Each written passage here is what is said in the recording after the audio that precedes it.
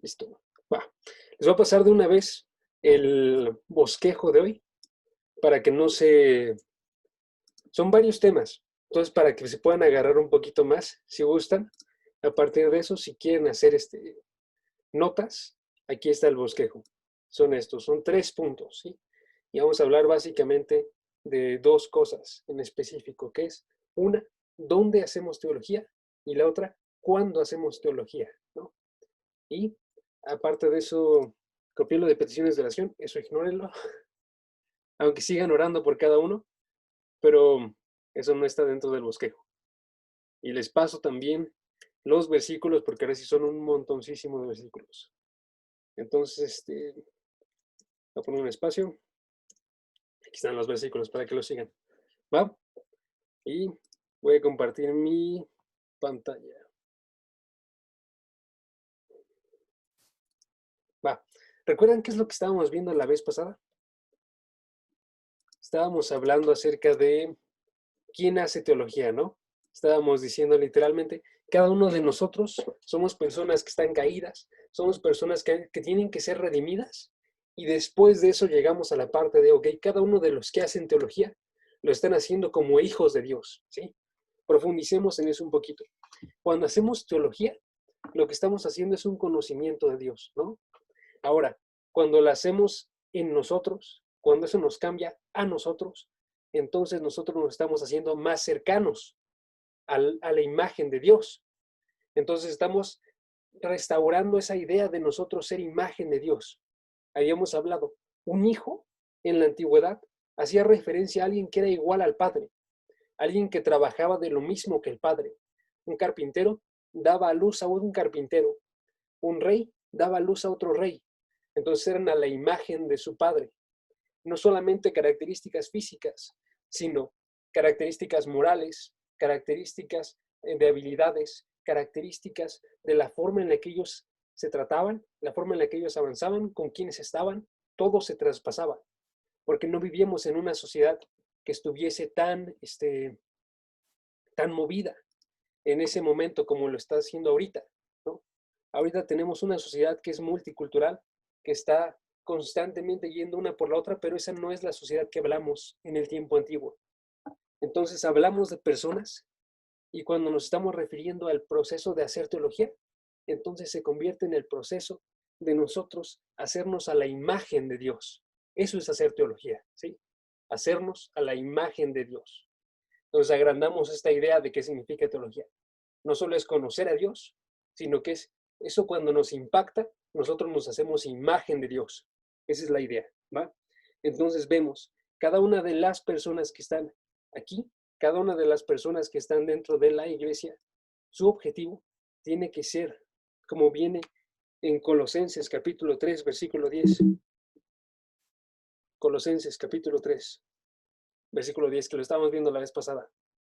Revestidos, ser revestidos del nuevo, el cual conforme a la imagen del que lo creó, conforme a su imagen, se va renovando hasta el conocimiento pleno, ¿sí?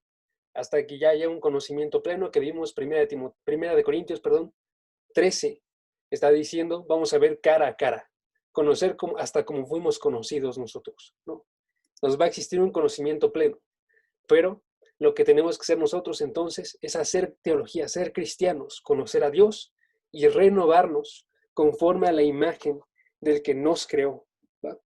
Esa es nuestra idea como cristianos. Y dentro de esa idea tenemos muchas cosas que nos van a ayudar, ¿sí? Tenemos muchas cosas que nosotros tenemos que estar observando. Les voy a dar un ejemplo, ¿sí? La forma en la que trata Jesús acerca de esto, del proceso de llegar a ser a su imagen, se relaciona principalmente con la palabra de Dios.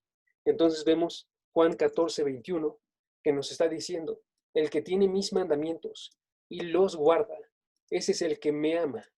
Sus mandamientos, muy parecido al lenguaje del Salmo 119, ¿no? Sus mandamientos guían al joven en su camino, lo perfeccionan. Sus mandamientos son una luz a sus pies. Sus mandamientos, entonces, cuando son guardados, porque tienen que ser guardados, se convierten en una expresión de amor hacia Dios. Y el que ama, entonces, será amado por el Padre. Y yo le amaré, diciendo Cristo, yo la amaré y me manifestaré en él. Entonces, tú tienes tu Biblia, lees tu Biblia, la guardas, amas a Dios a través de eso, a través de hacer teología, a través de tu Biblia. Y a través de eso, Jesucristo se manifiesta en cada uno de nosotros, ¿sí? Entonces es una parte ahí personal, una parte ahí con cada una de las páginas de la Biblia que podemos nosotros crecer, ¿no?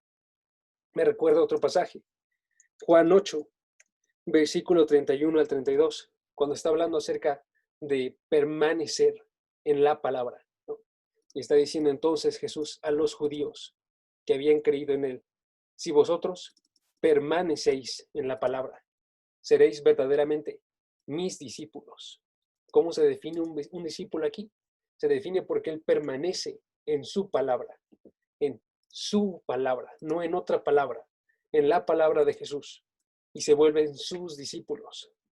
Y conoceréis la verdad, y la verdad los hará libres.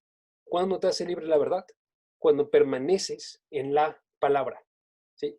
No es un solo momento, es una vida completa de permanecer en la palabra de Dios. Entonces hablamos ahí de una permanencia como una fuente de nosotros hacer teología y así ir a hacernos a la imagen de Dios, ¿va? Pero no solamente existe eso, ¿sí?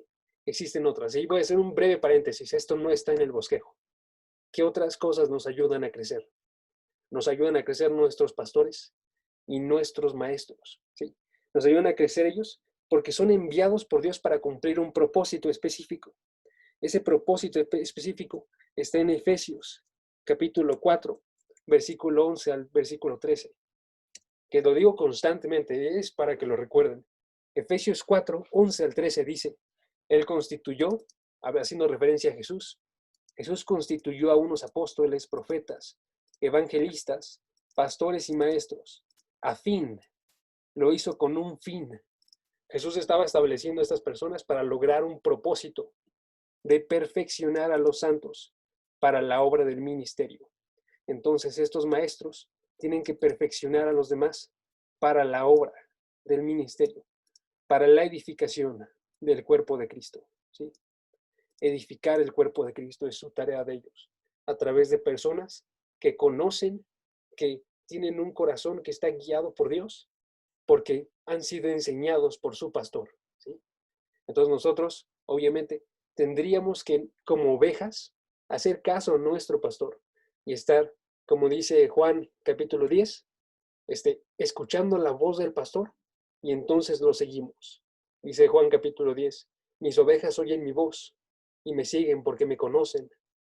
Aquellos que conocen la voz, una voz que está haciendo referencia a la palabra misma de Jesucristo, entonces están siguiendo a ese pastor. Y si este pastor fue establecido por Jesús, entonces es digno de seguir. Y dice el propósito para la obra del ministerio, y ponemos un paralelo hasta que todos lleguemos a la unidad de la fe, ¿sí? Entonces, ¿qué es obrar el ministerio? Es llegar a unidad de fe. Y esto lo vamos a recuperar ahorita. Del conocimiento del Hijo de Dios, ¿sí? Tenemos que llegar a una unidad, nosotros estar unidos en una misma fe, en un mismo conocimiento de un Hijo de Dios, un único Hijo de Dios, no varios hijos de Dios, no cada quien tiene su Jesucristo, sino un solo Hijo, y esta unidad es la que nosotros buscamos, ¿va? Entonces tenemos aquí otro medio por el cual nosotros llegamos a conocer de Dios, ¿no? Y esto es súper importante, amigos, porque literalmente tenemos que buscar también nosotros pastores que nos ayuden a crecer en esto, ¿no? Necesitamos que sean pastores, que 1 Timoteo 3, versículo 2 dice, que sean aptos para enseñar, ¿sí? Tienen que ser personas que estén preparadas para poder enseñarnos la buena doctrina, ¿no? Dice Tito, capítulo 1, versículo 9, tienen que ser personas que retengan la palabra fiel. ¿Cómo? Como ellos la entienden. No, como ha sido enseñada, ¿sí? No hay otras formas, tiene que ser como ha sido enseñada. Aquí haciendo referencia a la doctrina de los apóstoles. Como fue recibida de los apóstoles, así es como tiene que ser mantenida. Y entonces es para que puedan estar en este mismo conocimiento de Jesucristo, de un solo Jesucristo, para también exhortar con sana enseñanza y convencer a los que contradicen. Y noten, hay que tener mucho énfasis en la parte de la sana enseñanza. No cualquier enseñanza, sino una sana enseñanza. Y no está mal contradecir a las personas que están haciendo algo malo, que están enseñando mal, especialmente si lo están haciendo dentro de la iglesia, porque literalmente ellos están atentando contra las ovejas de Jesucristo. Están yendo contra su cuerpo, están golpeando su cuerpo, están hiriéndolo. Y entonces nuestra tarea es ir y convencer a estas personas. Dice convencer, no solamente decirles que están mal, sino hacerlo con una intención de que ellos volteen. Dice otro pasaje de Pablo, que se lanzan al mundo de modo que ellos puedan volver a ser cristianos, ¿no? Dice Santiago, capítulo 5, el último versículo. Si alguno, si alguno convence al pecador del error de su camino, salvará un alma y cubrirá multitud de pecados. Así era. Entonces, no solamente es el hecho de contradecirlos, sino es hacerlo de modo que ellos puedan llegar a una misma unidad de fe, ¿no? Que es lo que vimos hace rato. Un mismo conocimiento, que ellos estén cerca de Jesucristo, ¿va? Entonces, estas personas que son maestros tienen que ser capaces de poder hacer esto. Tienen que ser capaces de contradecir, tienen que ser capaces de enseñar bien. No debe de faltar una de las dos, de acuerdo a este texto. Tienen que ser personas que sean aptas para enseñar. 1 Timoteo 3, versículo 2. Tienen que ser personas que dice Malaquías, capítulo 2, versículos 6 y 7, que puedan decir ustedes, literalmente, la ley de verdad estuvo en su boca. La ley de verdad está en la boca de mi pastor, e iniquidad no fue hallada en sus labios, y no es alguien hipócrita. En paz y en justicia anduvo conmigo, y muchos hizo apartar de la iniquidad. ¿Sí? Porque los labios del sacerdote, aquí está haciendo referencia a la parte del Antiguo Testamento, a los sacerdotes, han de guardar la sabiduría. Y aquí aplico el mismo principio, no es el mismo texto para ellos, pero es el mismo principio, guardar la sabiduría. También nuestros pastores. Y de su boca el pueblo buscará la ley. ¿Sí? Y nosotros tenemos que reaccionar en búsqueda, porque el mensajero es de Jehová. Y esta es la parte más importante. El pastor no predica el mensaje de alguien más, el pastor predica el mensaje de Jehová. El pastor, el maestro, predica el mensaje de Jehová de los ejércitos, ¿no? Jehová, el que está arriba de todo, el que es soberano, el que está arriba de cada una de las situaciones buenas y malas, el que está en control también de cada uno de los gobernantes, el que es el Rey de Reyes, el Señor de Señores, el que tiene toda sabiduría, el único y sabio, y al que sea toda la gloria y la honra, ¿sí? Y entonces esta persona, este pastor, tiene que predicarnos, y este versículo no está en la lista, pero lo ponemos Hechos 20-27, tiene que predicarnos todo el consejo de Dios, todo el consejo de Dios, todo lo que Dios ha puesto en su palabra, con un propósito. Y entonces no puede faltarle nada a nuestro pastor. ¿Sí? Chéquense esa tarea enorme, porque es una tarea bastante complicada y es una tarea que requiere muchísimo esfuerzo, que requiere de muchísimo estudio, requiere de muchísima compasión por cada una de las ovejas, de modo que él dice qué es lo que necesitan escuchar mis ovejas. Entonces ya, paréntesis finalizado.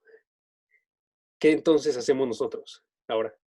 Ya dijimos, tenemos a la palabra de Dios, tenemos pastores, pero ¿dónde más hacemos teología nosotros?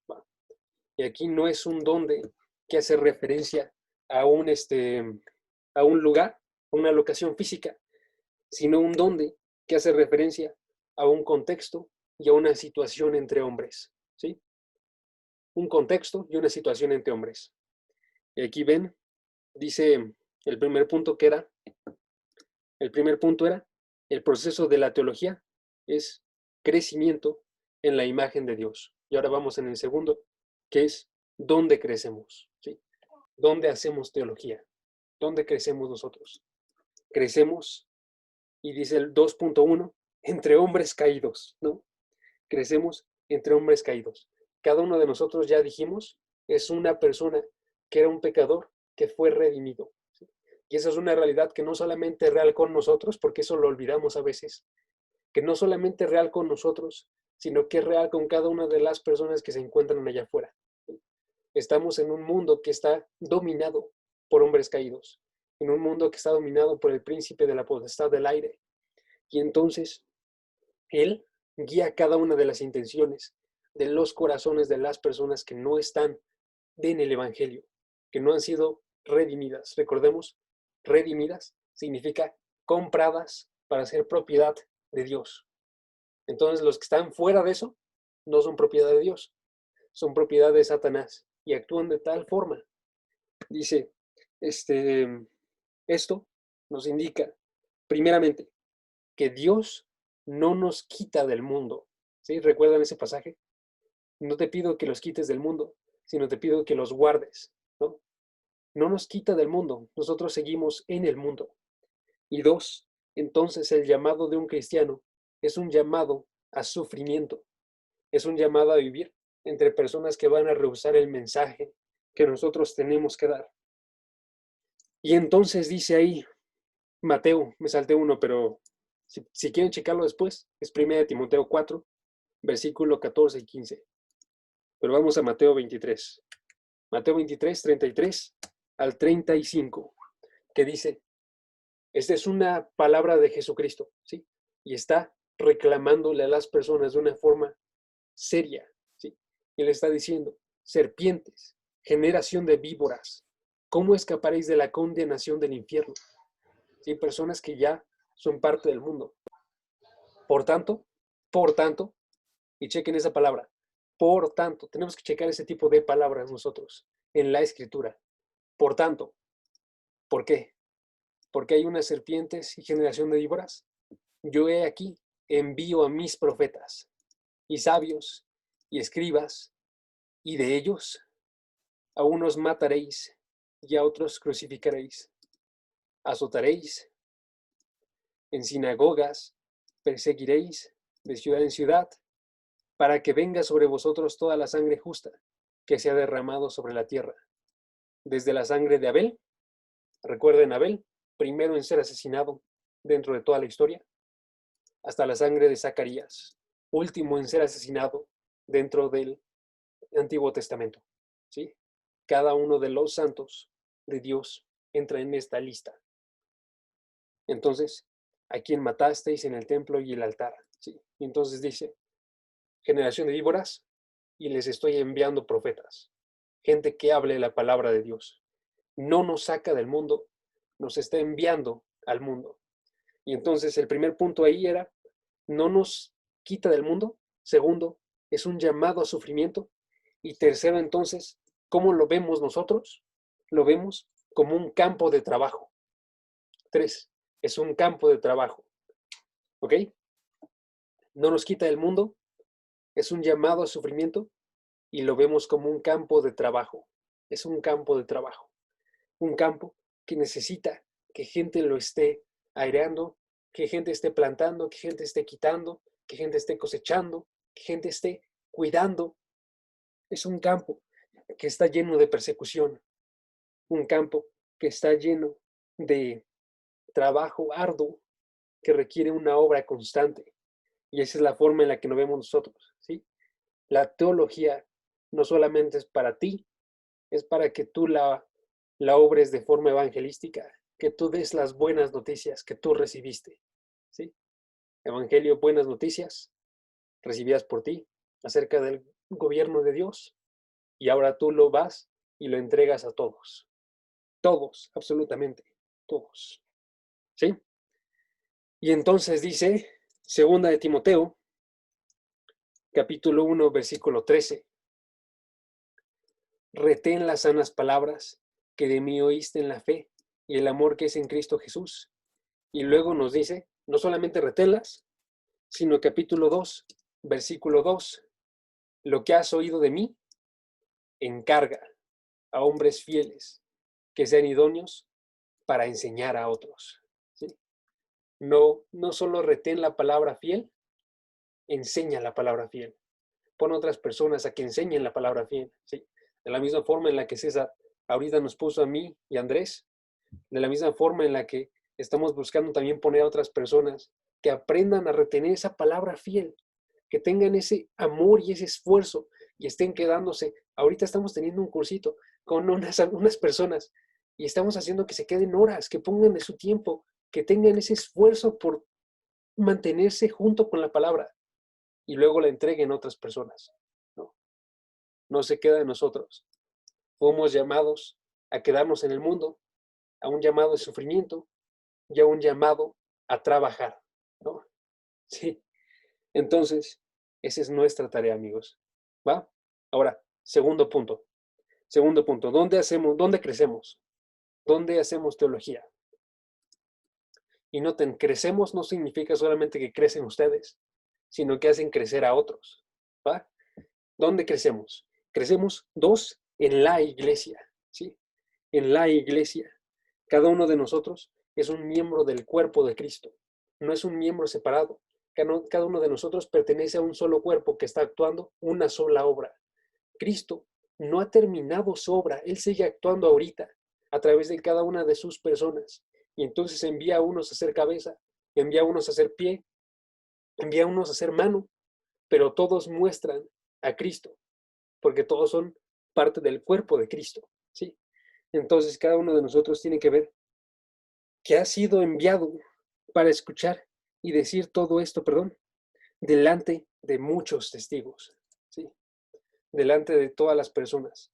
Dice 2 Timoteo 2, versículo 10, todo lo soporto por amor de los escogidos, para aquellos escogidos, los que van a formar parte de la iglesia, para que ellos también obtengan la salvación con gloria eterna, ¿sí?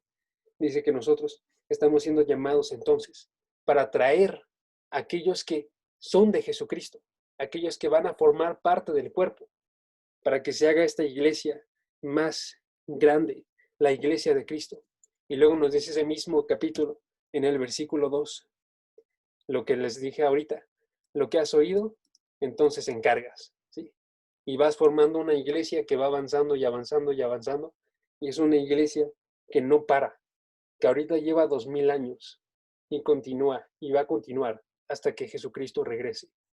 Y va a haber un remanente siempre, un remanente de personas santas, que son pecadores que han sido redimidos, que no han sido perfeccionados todos, que tenemos que nosotros soportar todo por esos escogidos, ¿sí? No dice soportar algunas cosas, dice todo todo lo soporto, por amor, ¿sí? Por amor de los escogidos. Y si es un mismo cuerpo, el cuerpo de Cristo, por ende, es por amor a Cristo. Por cuanto amo el cuerpo de Cristo, por cuanto amo que este cuerpo siga creciendo y siga haciéndose fructífero. Por eso estoy soportando todo, ¿no? Entonces, estas personas se empezaron a juntar, se formó una iglesia. Dice, literal que esto ya estaba desde antes del tiempo del Nuevo Testamento. Nos dice, esto no lo puse ahí en las notas, pero Malaquías 3, versículo 16, nos dice, los que temían a Jehová, los que se definen por temer a Jehová, hablaron cada uno a su compañero. Y hablaron es una cosa que es en presente, ¿no? Hablaban cada uno a su compañero. Y Jehová escuchó y oyó. Y fue escrito libro de memoria delante de él para los que temen a Jehová. ¿Sí? Jehová escuchó y oyó y dio un libro para todos los que temen a Jehová, para los que piensan en su nombre. ¿Sí? Estas personas ya se juntaban para poder escuchar, para poder conocer de Dios, ¿no? Porque ya lo temían. Tenían reverencia, temían en que sabían lo grande que es Él, ¿no? Entonces, continuamos. Entonces se vuelve esto un llamado para cada uno de nosotros, crecer en la iglesia. Les voy a poner dos ejemplos. Ambos están en Hebreos. Hebreos 3, versículo 13. Dice, antes, exhortaos los unos a los otros. Leemos esto en el contexto completo. Dice el versículo 12, mirad, hermanos, que no haya ninguno de vosotros con corazón malo. No puedes hacer esta tarea solo. Tienes que mirar por los demás, por su corazón. Y ellos tienen que mirar por ti, por tu corazón. De modo que no haya un corazón malo.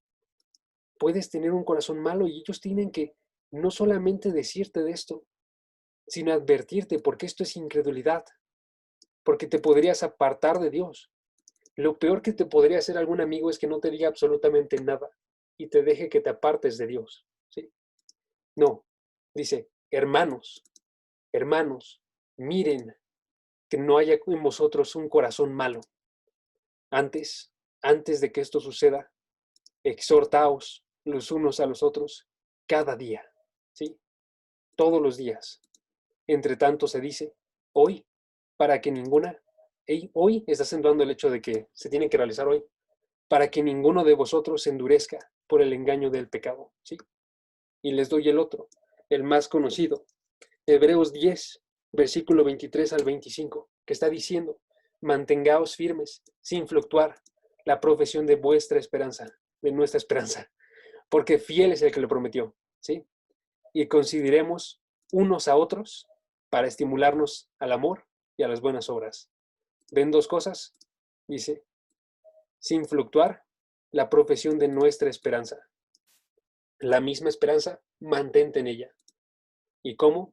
Considérate uno a otros para estimularnos al amor y a las buenas obras, no dejando de congregarnos, como algunos tienen por costumbre, sino exhortándonos y tanto más cuando veis que aquel día se acerca. El versículo anterior decía, hazlo hoy, porque es algo urgente, porque te podrías perder de Dios. Y este versículo rescata esa misma idea y está diciendo, entre tanto el día se acerca, no dejes de estar con tu iglesia, no dejes de estar con tus hermanos que te están apoyando a eso. Hay que formar nosotros parte de la iglesia. Muchas veces no nos acercamos a nuestra iglesia para que nos abrace. Hay que ir por ella, ¿sí? Hay que ir a conocer a nuestros pastores, que ellos sepan que estamos ahí, que ellos vean, porque ahí tienen una tarea difícil delante de tantas personas, pero si se acercan están más que dispuestos, ¿no? Y siempre lo están, siempre, ¿no? Acercarnos con cada uno de los hermanos y también decirle a mi hermano, como personas valientes, decirle, oye, yo necesito que tú me ayudes a mantenerme firme durante mi vida. Ese es un trato que tengo incluso con Beto, porque me encanta ese hombre, porque está súper decidido por estar en Dios y porque ambos sabemos que es una tarea difícil y necesitamos ayuda, ¿sí? Hay que hacer eso también nosotros. Juan, capítulo 17, versículo 11, nos habla entonces de la oración de Jesús y cómo es que Jesús oraba por unidad. Jesús oraba diciendo, ya no estoy en el mundo, mas estos están en el mundo. Padre Santo, a los que me has dado, guárdalos. Decíamos entonces, no nos sacó del mundo, pero guárdalos, pero están guardados, para que sean uno, así como nosotros. Versículo 21, para que todos sean uno. Versículo 23, para que sean perfectos en unidad, para que el mundo conozca que tú me enviaste. Y recordemos otro versículo muy famoso, que es, ¿cómo sabrán que son discípulos de Jesús? Por el amor que se tienen unos a otros, por la unidad que hay dentro de la iglesia. Las personas saben que son discípulos de Jesús, ¿no? Y entonces nosotros tenemos que aspirar por esto. No se hace teología fuera de una iglesia. No se hace teología y conocimiento de Dios fuera de una iglesia, sino se hace en comunión. Se hace no aislados, perdonen, no aislados, sino en comunión. ¿Sí? Puede ser un problema si lo intentamos hacer solamente aislados, ¿no? Porque dijimos, se puede agarrar algo de la palabra solos, se puede agarrar algo de escuchar a pastores, pero necesitamos de una iglesia también. Ese es el llamado en el Nuevo Testamento. Una iglesia. ¿Va? Y terminamos ahí este punto con Colosenses.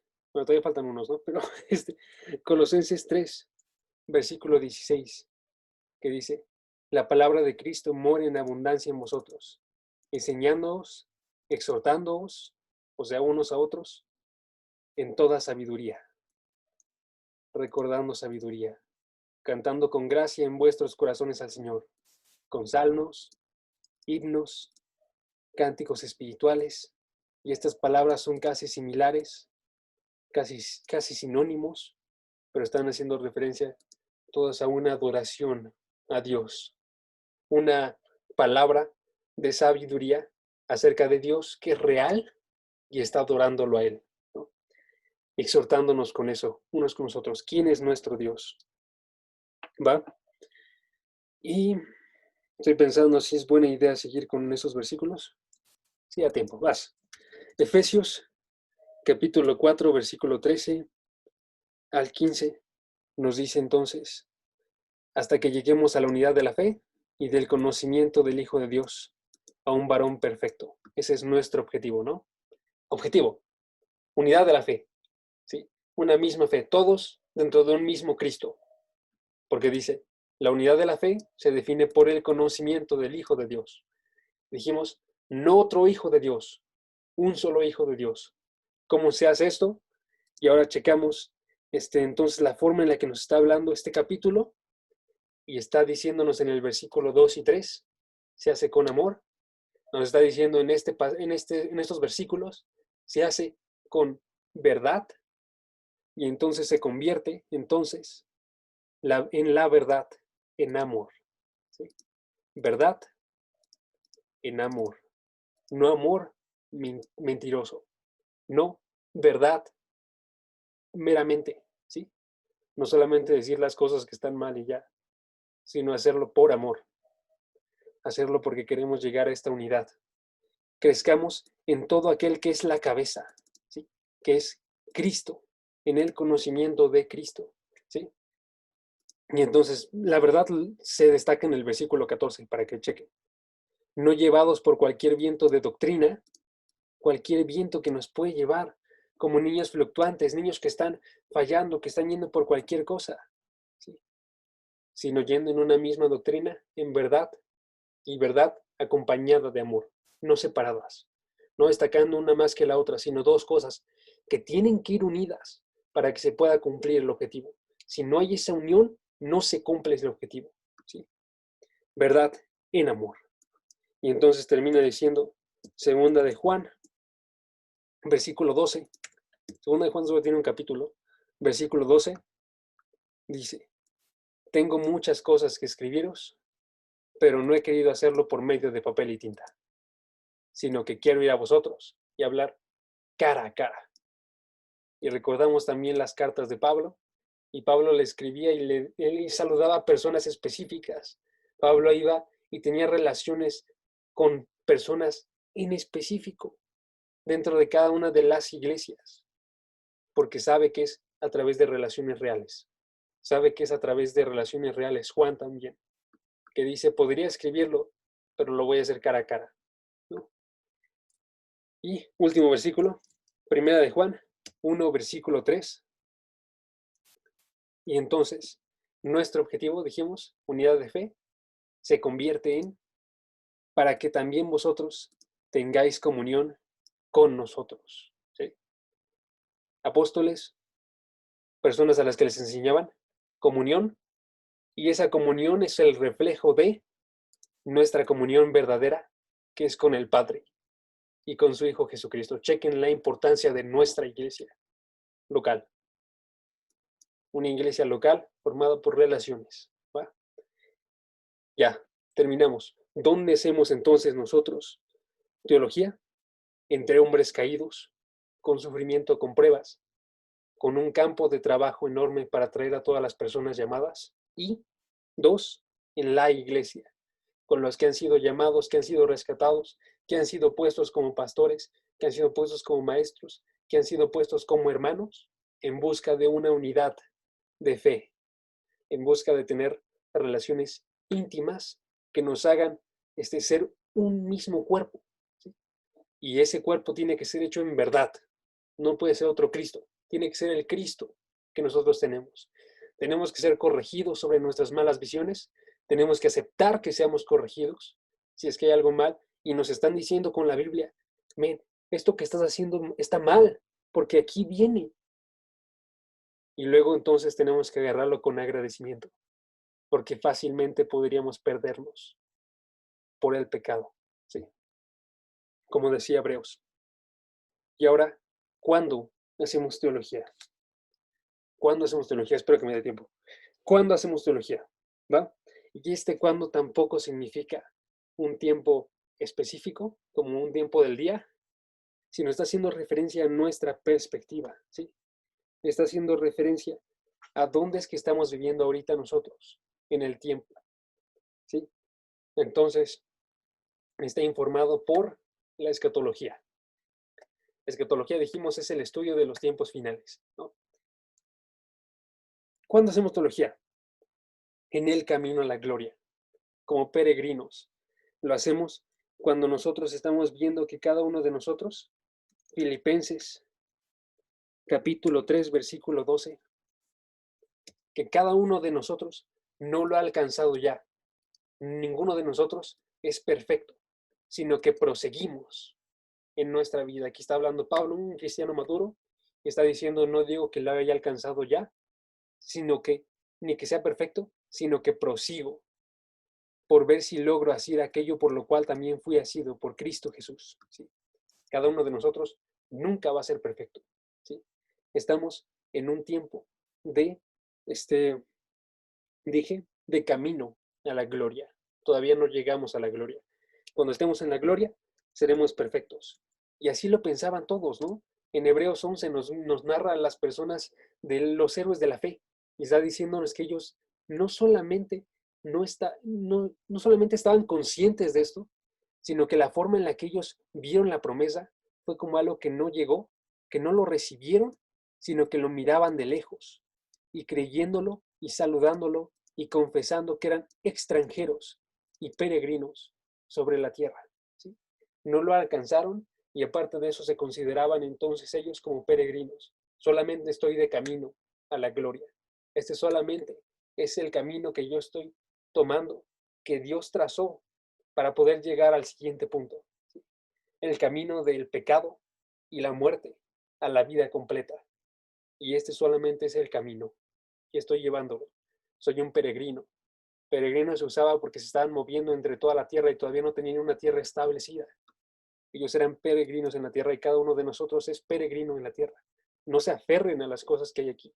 No se aferren a tener algo aquí, sino busquen llegar al otro lugar, ¿sí? Cuando tú te vas de viaje, cuando tú empacas ciertas cosas para el camino y sabes que no van a salir de ese lugar. Empacas comida, empacas agua y luego que llegas a tu destino, disfrutas de la comida del hotel, disfrutas de la piscina, disfrutas de lo que proviene ahí y no te aferras a lo que comiste en tu coche en vez del buffet que tienes en el hotel, ¿no? Así es nuestro camino, amigos. ¿Ok? Primera de Corintios, capítulo 4, versículo 8. ¿Sí?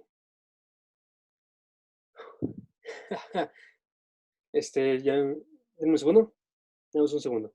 Ya. Solamente las personas que son tontas, que son inmaduras, que no conocen que, que hay un lugar de gloria perfecta, asumen ahorita que ya lo llegaron a completar, ¿no? Que dice, ya estáis saciados, ya estáis ricos, sin nosotros, sin nosotros reináis. Y ojalá reinaseis para que nosotros reinásemos también juntamente con vosotros. ¿Sí? Aquí está hablando Pablo y está haciéndolo sarcásticamente, no lo está diciendo en verdad, ¿no? Está diciendo, ustedes piensan que están reinando. Y ojalá estuviesen reinando para que reinásemos también nosotros. Pero la forma en la que lo veía Pablo realmente era como aquel que estaba mirando en espejo, aquel que conoce en parte, que en parte profetiza, mas cuando venga lo perfecto, entonces lo que es en parte se acabará. ¿Sí? Cuando yo era niño hablaba como niño, pensaba como niño, juzgaba como niño, mas cuando ya fui hombre dejé lo que era de niño. Pablo es un niño en comparación con la gloria eterna y el conocimiento de Dios que vamos a tener. Y cada uno de nosotros entonces es un bebé.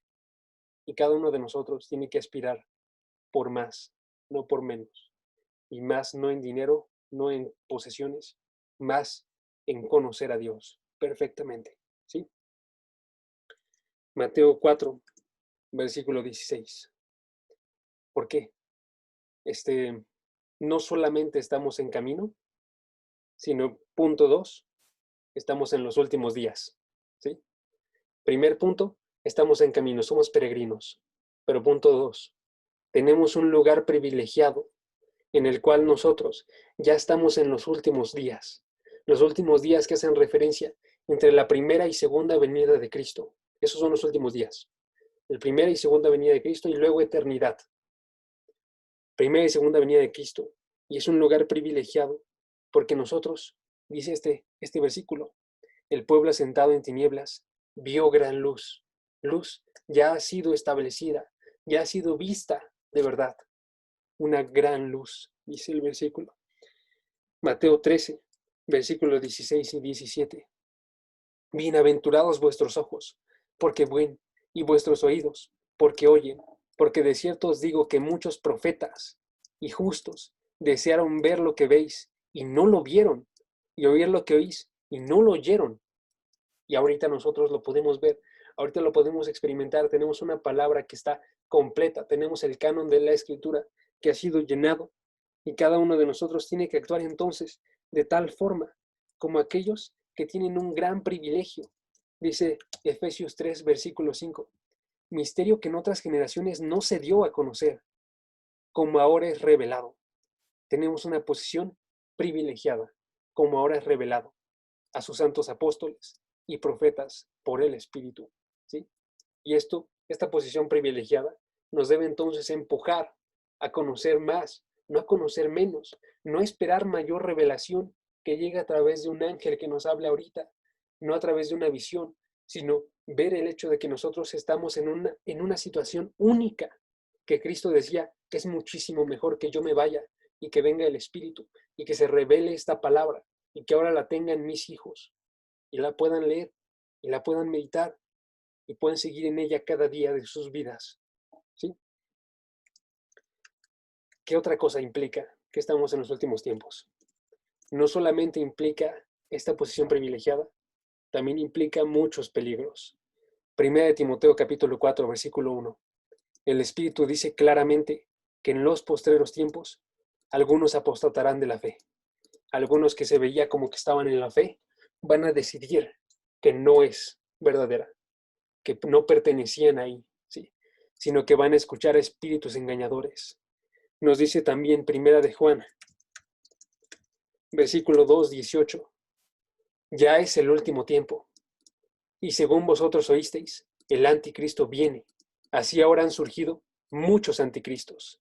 Y por el hecho de que hay muchos anticristos, nosotros sabemos que es el último tiempo, porque vivimos en un tiempo peligroso, lleno de mala doctrina, y tenemos que nosotros tener miedo de los oídos que están solamente queriendo escuchar lo que ellos quieren, ¿sí? Cuando son personas que no sufren la sana doctrina, sino que tienen comezón de oír, que se amontonan a maestros, que forman iglesias enormes, que son de 50,000 personas, que son en línea y están llegando a todo el mundo, y ellos están oyendo solamente lo que quieren escuchar, ¿no? Que tienen comezón de oír, pero no quieren sufrir la sana doctrina, sino que se amontonan maestros conforme a sus deseos. Concupiscencias aquí significa deseos, ¿sí? Y entonces, cada uno de nosotros vive un tiempo que es difícil, un tiempo privilegiado a la vez que es un tiempo difícil. Y eso nos deja diciendo a cada uno de nosotros, hay que estar conscientes de nuestro punto de vista, hay que estar conscientes de nuestro tiempo, hay que estar conscientes de nuestra iglesia y continuar orando. Bueno, Sara Conceta, ¿me ayudas a orar, porfa? Vas. Padre amado, en esta noche te damos gracias, Señor, porque nos enseñas más de tu palabra a través del hermano Jaciel. Te pedimos, Señor, que esta palabra se quede guardada en nuestros corazones y que pueda dar fruto abundante, Señor. Gracias te damos porque nos has enseñado, Señor, a ser iglesia. Ayúdanos a ponerla por obra, Señor. Ayúdanos a buscarte cada día más, enamorarnos de ti, Señor. Que tu palabra sea nuestra delicia, Señor, pero que también seamos hacedores de tu palabra, Señor, y no solo oidores. Te damos gracias, Señor, porque tú dispones los medios para poder buscarte y conocerte cada día más, Señor. Te agradezco por la vida de los jóvenes de este grupo. Te pido que los bendigas y bendigas a sus familias representadas, Señor. Que nunca falte el sustento en sus casas, Señor.